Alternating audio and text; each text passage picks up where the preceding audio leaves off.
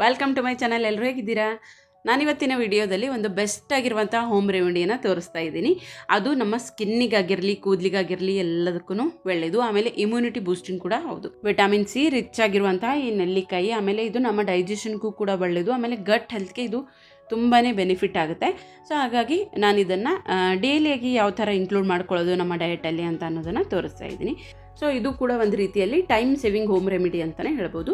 ಇವಾಗ ನಾನು ತೋರಿಸ್ತಾ ಇರೋದು ಫಸ್ಟ್ ಹೋಮ್ ರೆಮಿಡಿ. ಇದನ್ನು ನಾವು 15 ದಿವಸದವರೆಗೂ ಸ್ಟೋರ್ ಮಾಡಿಕೊಂಡು ಡೈಲಿಯಾಗಿ ಯೂಸ್ ಮಾಡ್ಕೋಬೋದು. ಆಮೇಲೆ ಇನ್ನೊಂದು ತೋರಿಸ್ತಾ ಇರೋದು ಜ್ಯೂಸು. ಡೈಲಿಯಾಗಿ ಫ್ರೆಶ್ ಜ್ಯೂಸ್ ಆ ಥರ ಮಾಡಿಕೊಂಡು ತೊಗೊಂಡ್ರೆ ನಮ್ಮ ಹೆಲ್ತ್ಗೆ ಏನೆಲ್ಲ ಬೆನಿಫಿಟ್ಸ್ ಆಗುತ್ತೆ ಅಂತ ಅನ್ನೋದನ್ನು ತೋರಿಸ್ತಾ ಇದ್ದೀನಿ. ಸೊ ಇವಾಗ ನಾನು ಫಸ್ಟು ಇಲ್ಲಿ ಸ್ಟೋರ್ ಮಾಡ್ಕೊಳ್ಳೋವಂಥ ಹೋಮ್ ರೆಮಿಡಿಯನ್ನು ತೋರಿಸ್ತಾ ಇದ್ದೀನಿ.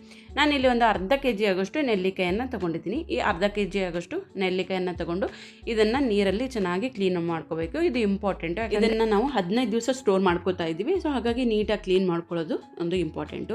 ಸೊ ಇವಾಗ ನಾನು ಇದರಲ್ಲಿ ಕೆಲವೊಂದೂ ಚೆನ್ನಾಗಿರಲಿಲ್ಲ, ಅದೆಲ್ಲನೂ ಆರಿಸ್ಬಿಟ್ಟು ಯಾವುದೆಲ್ಲ ಚೆನ್ನಾಗಿದೆಯೋ ಅದನ್ನು ಮಾತ್ರ ನಾನು ಚೆನ್ನಾಗಿ ಸ್ಟೋರ್ ಮಾಡ್ಕೊಳ್ಳೋಕ್ಕೆ ಅಂತ ಹೇಳಿ ನೆಲ್ಲಿಕಾಯನ್ನು ಆರಿಸಿ ಇಟ್ಕೊಂಡಿದ್ದೀನಿ.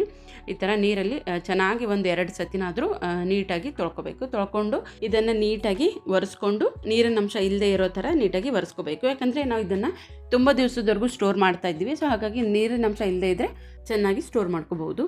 ಆಮೇಲೆ ಇದರಿಂದ ಆಗುವಂಥ ನೆಕ್ಸ್ಟ್ ಹೆಲ್ತ್ ಬೆನಿಫಿಟ್ ಏನು ಅಂತಂದರೆ, ಇದು ನಮ್ಮ ಕಿಡ್ನಿಗಾಗಿರಲಿ, ಲಿವರಿಗಾಗಿರಲಿ ತುಂಬಾ ಹೆಲ್ಪ್ಫುಲ್ಲು. ಯಾಕಂದರೆ ಕಿಡ್ನಿಯಲ್ಲಿ ಆಗುವಂಥ ಸ್ಟೋನ್ಸನ್ನು ಆಗೋದನ್ನು ತಡೆಗಟ್ಟುತ್ತೆ. ಇನ್ ಕೇಸ್ ಸ್ಟೋನ್ಸ್ ಆಗಿದ್ರೂ ಕೆಲವೊಂದು ಸತಿ ಸಣ್ಣ ಸೈಜಲ್ಲಿ ಇರುತ್ತಲ್ಲ ಸ್ಟೋನ್ಸು, ಆ ಥರದ್ದೆಲ್ಲನೂ ಕಡಿಮೆ ಆಗುತ್ತೆ. ನಾವು ಈ ಥರ ಜ್ಯೂಸು ಡೈಲಿ ಕುಡಿತಾ ಬಂದರೆ ಸಣ್ಣ ಪ್ರಮಾಣದಲ್ಲಿರುವಂಥ ಕಿಡ್ನಿ ಸ್ಟೋನ್ಸ್ ಏನಿದೆಯಲ್ಲ ಅದೆಲ್ಲನೂ ಕಡಿಮೆ ಆಗುತ್ತೆ.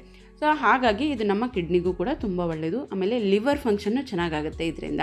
ಆಮೇಲೆ ಇದರಲ್ಲಿ ಆ್ಯಂಟಿ ಆಕ್ಸಿಡೆಂಟ್ಸು ಜಾಸ್ತಿ ಇರುತ್ತೆ, ಆ್ಯಂಟಿ ಇನ್ಫ್ಲಮೇಟರಿ ಕಂಪೌಂಡ್ಸು ಕೂಡ ಜಾಸ್ತಿ ಇರುತ್ತೆ ಇದರಲ್ಲಿ. ಸೊ ಹಾಗಾಗಿ ಇದು ನಮ್ಮ ಲಿವರ್ಗೆ ಒಂದು ರೀತಿಯಾಗಿ ಕ್ಲಿನ್ಸಿಂಗ್ ಥರ ವರ್ಕ್ ಮಾಡುತ್ತೆ. ಹಾಗಾಗಿ ಇದನ್ನು ಯಾವುದೇ ರೂಪದಲ್ಲಿ ಆದರೂ ಸರಿಯೇ ಡೈಲಿ ಒಂದೊಂದಾದರೂ ತೊಗೊಂಡ್ರೆ ತುಂಬ ಉಪಯೋಗ ಆಗುತ್ತೆ. ಸೊ ನೆಕ್ಸ್ಟು ನಾನಿಲ್ಲಿ ಪೀಸ್ಗಳಾಗಿ ಕಟ್ ಮಾಡ್ಕೊತಾ ಇದ್ದೀನಿ. ನಿಮಗೆ ಯಾವ ಥರ ಪೀಸ್ ಬೇಕು ಆ ಥರ ಕಟ್ ಮಾಡ್ಕೋಬೋದು. ಅಂದರೆ ಇಷ್ಟು ದೊಡ್ಡ ಪೀಸ್ ನಡೆಯುತ್ತೆ ಅಂತ ಅಂದರೆ ಇಷ್ಟು ಕಟ್ ಮಾಡ್ಕೋಬೋದು, ಇಲ್ಲ ಇನ್ನೂ ಚಿಕ್ಕ ಚಿಕ್ಕ ಪೀಸ್ ಬೇಕು ಅಂದರೆ ಅದನ್ನು ಕೂಡ ಮಾಡ್ಕೋಬೋದು. ಯಾಕಂದರೆ ನಾವು ಇದನ್ನು ಡೈಲಿಗೆ 1 ಸ್ಪೂನು ಅಥವಾ 2 ಸ್ಪೂನು ತಿನ್ನಬೇಕು. ಸೊ ಅದಕ್ಕೆ ನಿಮ್ಗೆ ಯಾವ ಥರ ಬೇಕೋ ಆ ಥರ ಪೀಸಸ್ಗಳನ್ನು ಕಟ್ ಮಾಡಿಕೊಂಡು ಇಟ್ಕೋಬೇಕು.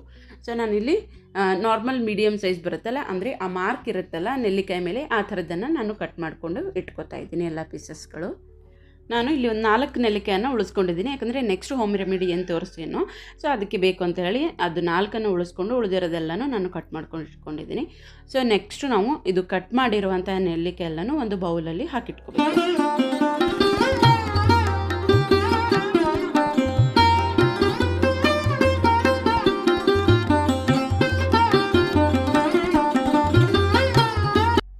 ಫಸ್ಟು ನಾನಿಲ್ಲಿ ಪೆಪ್ಪರ್ ಪೌಡ್ರನ್ನ ಸೇರಿಸ್ತಾ ಇದ್ದೀನಿ. ಕಾಳು ಮೆಣಸಿನ ಪುಡಿ 1 ಸ್ಪೂನ್ ಆಗೋಷ್ಟು ಹಾಕ್ತಾಯಿದ್ದೀನಿ.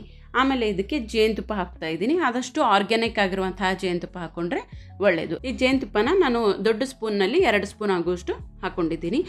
ಸೊ ಇಷ್ಟು ಹಾಕ್ಕೊಂಡು ಒಂದು ಮಿಕ್ಸ್ ಮಾಡಿದರೆ ರೆಡಿ ಆಯಿತು. ಇದು ಫಸ್ಟ್ ಹೋಮ್ ರೆಮಿಡಿ. ತುಂಬಾ ಈಸಿಯಾಗಿ ಮಾಡ್ಕೊಳ್ಳೋ ಅಂಥದ್ದು. ನಾವಿಲ್ಲಿ ಪದಾರ್ಥ ಕೂಡ ತುಂಬ ಜಾಸ್ತಿ ಏನು ಬಳಸಿಲ್ಲ, ಬರೀ ಕಾಳು ಮೆಣಸಿನ ಪುಡಿ ಆಮೇಲೆ ಜೇನುತುಪ್ಪ 2 ಸೇರಿಸ್ಕೊಂಡಿದ್ದೀವಿ ನೆಲ್ಲಿಕಾಯಿಗೆ. ಸೊ ಇದನ್ನು ಈ ಥರ ಗಾಜಿನ ಬಾಟ್ಲಲ್ಲಿ ಹಾಕಿ ನಾವು ಫ್ರಿಜ್ ಒಳಗಡೆ ಒಂದು 15 ದಿವಸದವರೆಗೂ ಇಟ್ಕೋಬೋದು. ಇದು ಏನೂ ಹಾಳಾಗಲ್ಲ, ನಾವು ಆರಾಮಾಗಿ ಸ್ಟೋರ್ ಮಾಡ್ಕೋಬೋದು. ಅಷ್ಟೇ ಏರ್ ಟೈಟ್ ಕಂಟೈನರಲ್ಲಿ ಹಾಕಿಟ್ಕೋಬೇಕಾಗತ್ತೆ.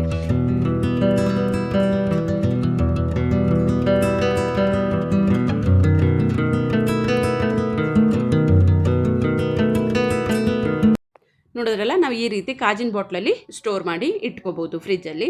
ನಾವು ಇದನ್ನು ಯಾವ ಥರ ತೊಗೋಬೇಕು ಅಂತ ಅಂದರೆ, ಡೈಲಿ ಬೆಳಗ್ಗೆ ಖಾಲಿ ಹೊಟ್ಟಿನಲ್ಲಿ 1 ಸ್ಪೂನ್ ಆಗೋಷ್ಟು ಇದನ್ನು ತೊಗೋಬೇಕಾಗತ್ತೆ. ಖಾಲಿ ಹೊಟ್ಟೆನಲ್ಲಿ ತೊಗೊಂಡ್ರೆ ಇದರ ಬೆನಿಫಿಟ್ಟು ಜಾಸ್ತಿ. ನೀವು ಇಲ್ಲಾಂದರೆ ಊಟ ಆದಮೇಲೂ ಬೇಕಾದರೂ ತೊಗೋಬಹುದು, ಬಟ್ ಖಾಲಿ ಹೊಟ್ಟೆನಲ್ಲಿ ತೊಗೊಂಡ್ರೆ ತುಂಬ ಎಫೆಕ್ಟಿವ್. ನಾವು ಇದರಲ್ಲಿ ಪೆಪ್ಪರ್ ಪೌಡ್ರು, ಜೇನುತುಪ್ಪ ಎಲ್ಲ ಹಾಕಿರೋದ್ರಿಂದ ಒಗ್ರುಗ್ರಾಗಂತ ಏನು ಅನಿಸಲ್ಲ, ತುಂಬಾ ಚೆನ್ನಾಗಿರುತ್ತೆ. ಟೇಸ್ಟ್ ಕೂಡ ಆರಾಮಾಗಿ ತಿನ್ಬೋದು. ಡೈಲಿ ಇದನ್ನು 1 ಸ್ಪೂನ್ ಆಗೋಷ್ಟು ತೊಗೊಂಡ್ರೆ ಸಾಕಾಗುತ್ತೆ. ನೋಡಿ, ಈ ಥರ ತೊಗೊಂಡು ಚೆನ್ನಾಗಿ ಅಗಿಬೇಕದು, ಪೂರ್ತಿಯಾಗಿ ಅಗದು ತಿನ್ನಬೇಕು. ಸೊ ನೋಡಿದ್ರಲ್ಲ, ಇದು ಫಸ್ಟ್ ಹೋಮ್ ರೆಮಿಡಿ. ಯಾವ ಥರ ಅನ್ನಿಸ್ತು ಅಂತ ಒಂದು ಕಮೆಂಟ್ ಮಾಡೋದನ್ನು ಮಾತ್ರ ಮರಿಬೇಡಿ. ಸೊ ಇವಾಗ ನೆಕ್ಸ್ಟು ಕ್ವಿಕ್ಕಾಗಿ ಈಸಿಯಾಗಿ ಮಾಡ್ಕೊಳ್ಳೋವಂಥ ಒಂದು ಜ್ಯೂಸ್ ಕೂಡ ತೋರಿಸ್ತಾ ಇದ್ದೀನಿ. ನೆಕ್ಸ್ಟ್ ಹೋಮ್ ರೆಮಿಡಿ ಏನಿಲ್ಲ, ಈ ಥರ ನೆಲ್ಲಿಕಾಯಿ ಎಲ್ಲನೂ ಕಟ್ ಮಾಡ್ಕೋಬೇಕು. ಕಟ್ ಮಾಡಿಕೊಂಡು ನಾವು ಇದರಲ್ಲಿ ಜ್ಯೂಸ್ ಮಾಡ್ಕೊಳ್ಳೋದು. ಬಟ್ ಇದರಲ್ಲಿ ಏನೇನು ಹಾಕ್ತೀನಿ ಅಂತ ಅನ್ನೋದನ್ನು ತೋರಿಸ್ತೀನಿ ಬನ್ನಿ. ನಾನಿವಾಗ 2 ನೆಲ್ಲಿಕಾಯನ್ನು ಯೂಸ್ ಮಾಡಿಕೊಂಡು ಈ ಜ್ಯೂಸನ್ನು ಮಾಡ್ತಾಯಿದ್ದೀನಿ.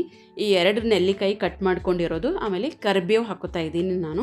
ಕರಿಬೇವು ಕೂಡ ನಮ್ಮ ಕೂದಲಿಗೆ ತುಂಬಾ ಸಹಾಯ ಮಾಡುತ್ತೆ. ಸೊ ಹಾಗಾಗಿ 1 ಹಿಡಿ ಆಗೋಷ್ಟು ಕರಿಬೇವು.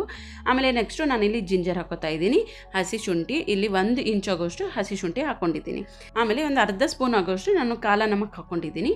ನೀವು ನಾರ್ಮಲ್ ಉಪ್ಪು ಬೇಕಾದರೂ ಹಾಕೋಬಹುದು ಇದಕ್ಕೆ. ನಾನೊಂದು ಸ್ವಲ್ಪ ಟೇಸ್ಟ್ ಚೆನ್ನಾಗಿರಲಿ ಅಂತ ಅನ್ನೋ ಕಾರಣಕ್ಕೆ ಕಾಲ ನಮಕ್ ಹಾಕ್ಕೊಂಡಿದ್ದೀನಿ.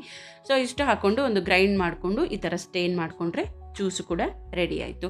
ಸೊ ಇಷ್ಟೇ. ನಿಮ್ಗೆ ಟೈಮ್ ಇದೆ ಅಂತ ಅಂದರೆ ಈ ಥರ ಜ್ಯೂಸ್ ಮಾಡ್ಕೊಂಡು ತೊಗೊಂಡ್ರೆ ತುಂಬ ಒಳ್ಳೆಯದು. ಇಲ್ಲ ಅಂತಂದರೆ ನಾನು ಫಸ್ಟ್ ಹೋಮ್ ರೆಮಿಡಿ ತೋರಿಸಿದ್ದೀನಲ್ಲ ಅದನ್ನು ಕೂಡ ಮಾಡ್ಕೋಬಹುದು. ಇಲ್ಲ ಎರಡೂ ಮಾಡ್ಕೋತೀರಾ ಅಂದರೆ ಅದು ಕೂಡ ಮಾಡ್ಕೋಬೋದು. ನಾನಿಲ್ಲಿ ಇಬ್ಬರಿಗಾಗೋಷ್ಟು ಜ್ಯೂಸ್ ಮಾಡ್ಕೋತಾ ಇದ್ದೀನಿ. ಸೊ ಹಾಗಾಗಿ 2 ನೆಲ್ಲಿಕಾಯನ್ನು ಯೂಸ್ ಮಾಡ್ಕೊಂಡಿದ್ದೀನಿ. ಅಂದರೆ ಡೈಲಿ ಒಬ್ಬರಿಗೆ 2 ನೆಲ್ಲಿಕಾಯನ್ನು ಆರಾಮಾಗಿ ತೊಗೋಬೋದು. ಸೊ ಹಾಗಾಗಿ ನೀವು ಎರಡೂ ಯೂಸ್ ಮಾಡಿಕೊಂಡ್ರೂ ಕೂಡ ತುಂಬ ಎಫೆಕ್ಟಿವ್ ಆಗಿರುತ್ತೆ. ನಾನು ಕೂಡ ಡೈಲಿ ಇವಾಗ 2 ಹೋಮ್ ರೆಮಿಡಿಯನ್ನು ಮಾಡ್ತಾ ಇದ್ದೀನಿ. ಆದಷ್ಟು ಚೆನ್ನಾಗಿ ಕಂಟ್ರೋಲ್ ಆಗ್ತಾ ಬರ್ತಾ ಇದೆ ಹೇರ್ ಫಾಲು. ಸೊ ಹಾಗಾಗಿ ನಾನು 2 ಟ್ರೈ ಮಾಡ್ತಾ ಇದ್ದೀನಿ. ಟೇಸ್ಟ್ ಕೂಡ ಅಷ್ಟೇ, ಇದ್ರದ್ದು ಕೂಡ ತುಂಬಾ ಚೆನ್ನಾಗಿತ್ತು. ಅದರಲ್ಲೂ ಸ್ಪೆಷಲಿ ನಾವು ಕಾಲ ನಮಕ್ ಹಾಕಿರೋದ್ರಿಂದ ಟೇಸ್ಟ್ ತುಂಬ ಚೆನ್ನಾಗಿ ಬರುತ್ತೆ. ಈ ಥರ ಜ್ಯೂಸ್ ಕುಡಿದ್ರೆ ಮೈಂಡು ರಿಫ್ರೆಶ್ ಆಗಿರುತ್ತೆ. ಸೊ ನೋಡಿದ್ರಲ್ಲ, ಇದೆರಡು ರೆಸಿಪಿ ನಿಮ್ಮೆಲ್ಲರಿಗೂ ಇಷ್ಟ ಆಯಿತು ಅಂದ್ಕೊಂಡಿದ್ದೀನಿ. ಇಷ್ಟ ಆದರೆ ಪ್ಲೀಸ್ ಲೈಕ್ ಮಾಡೋದನ್ನು ಮಾತ್ರ ಮರಿಬೇಡಿ. ಆಮೇಲೆ ಚಾನಲ್ಗೆ ಸಬ್ಸ್ಕ್ರೈಬ್ ಮಾಡಿಕೊಂಡು ನೋಡಿ. ಸಬ್ಸ್ಕ್ರೈಬ್ ಮಾಡಿಕೊಂಡ್ರೆ ನಮಗೂ ಕೂಡ ಒಂದು ಸಪೋರ್ಟ್ ಸಿಕ್ಕಂಗಾಗುತ್ತೆ. ವಿಡಿಯೋನ ಎಂಡ್ವರೆಗೂ ಇಂಟ್ರೆಸ್ಟಿಂದ ನೋಡಿದ್ದಕ್ಕೆ ಥ್ಯಾಂಕ್ ಯು. ಸಿಗ್ತೀನಿ ಮತ್ತೊಂದು ವಿಡಿಯೋ ಜೊತೆಗೆ.